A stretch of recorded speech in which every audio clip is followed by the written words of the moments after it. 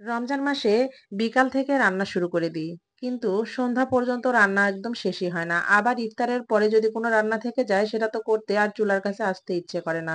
তাই আজকে খুব দ্রুতই রান্না করব। একদম ০.৫ ঘন্টার মধ্যেই গরুর মাংসটা রান্না করব। তার সঙ্গে ইফতারের ভাজা-পোড়া আইটেমগুলো তো অবশ্যই থাকবে। আর গরুর মাংসটা ঠিক এরকম ভুনা, ভুনা হবে।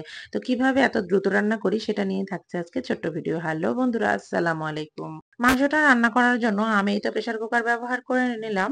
তো প্রেসার কুকারে ১ম এ পেঁয়াজের বেরেস্তা করে নিলাম। তার মধ্যে তেজপাতা, শুকনো মরিচ দিয়ে তার মধ্যে এই তো মাংসগুলো দিয়ে দিলাম।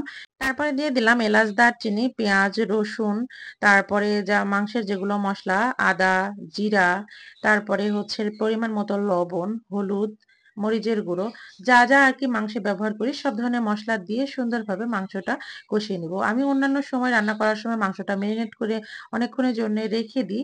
কিন্তু আজকে যেহেতু হাতে একদমই সময় নেই, এই কারণে আমি প্রেসার কুকারে মাংসটা একটু সময় ধরে কষিয়ে নিব। আর এই মাংসটা কিছুক্ষণ কষানোর পরেই আমি মাংসতে হালকা একটু পানি এড করে নিব এবং প্রেসার কুকারের ঢাকনা লাগিয়ে কয়েকটা সিটি দিয়ে নিব।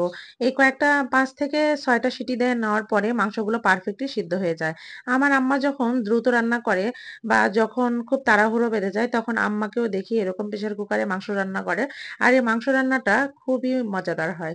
আমার মায়ের হাতের মাংস রান্না ঝোল রেখে রান্না করলে আলু দিয়ে ভিতরে করে। তারপরেও খেতে এতটাই মজা হয় যেটা বলার ভাষা নেই। আসলে মায়ের হাতের রান্না বলে কথা, তাই না? আর আমি একদম ভুনা, ভুনা করব আজকে। এ কারণে এই তো প্রেসার কুকার থেকে সিটি দিয়ে নেওয়ার পরে আমি কড়াইতে আবার ঢেলে দিলাম। যেহেতু একটু পরিমাণে বেশি ঝোল আছে আর এটা গাঢ়, গাঢ় হবে অনেকটা। আর এই কারণে আমি তো কড়াইতে দিলাম এবং তারপরে এই তো গরম মসলার গুঁড়ো একটু দিয়ে দিলাম এবং জিরার গুঁড়োটা, ভাজা জিরার গুঁড়োটা এড করে নিলাম। যেহেতু এটা রমজান মাস আর রমজান মাসে খুব একটা তরকারির প্রয়োজন হয় না। ইফতার করার পরে তো খোদাই থাকে না। ভোর রাতে যদিও একটু খাওয়া আর এই সেহরির এই খাবারের জন্যই আরকি এই মাংসটা রান্না করছি।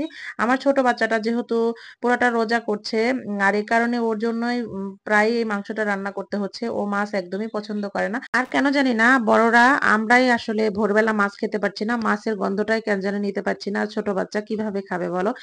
আর যাই হোক আমার কিন্তু মাংসটা অলরেডি রান্না করা প্রায় হয়ে গেছে। তো আমি এরকমই আরকি গ্রেভিটা রাখবো। তো কেমন হয়েছে অবশ্যই কমেন্টসে জানিও। আর তোমরা যারা একদম ০.৫ ঘন্টার মধ্যে পারফেক্টলি ভুনা, ভুনা মাংস খেতে চাও তাহলে অবশ্যই এরকম আমার মতো টিপসটা ফলো করে দেখো। মাংসের স্বাদও ঠিক থাকবে এবং মাংস একদম পারফেক্টলি রান্না হবে। তো আজকের মতো এই পর্যন্তই। পরবর্তীতে নতুন কোনো ভিডিও নিয়ে আবার তোমাদের সামনে হাজির হব। সেই পর্যন্ত ভালো থাকো, সুস্থ থাকো। আর ভিডিওটি ভালো লাগলে লাইক, কমেন্টস এবং শেয়ার করো। ইউটিউব থেকে দেখে থাকলে চ্যানেলটা সাবস্ক্রাইব করো আর ফেসবুক পেজ থেকে দেখে থাকলে পেজটা ফলো দিয়ে পাশে থেকো। আল্লাহ হাফেজ।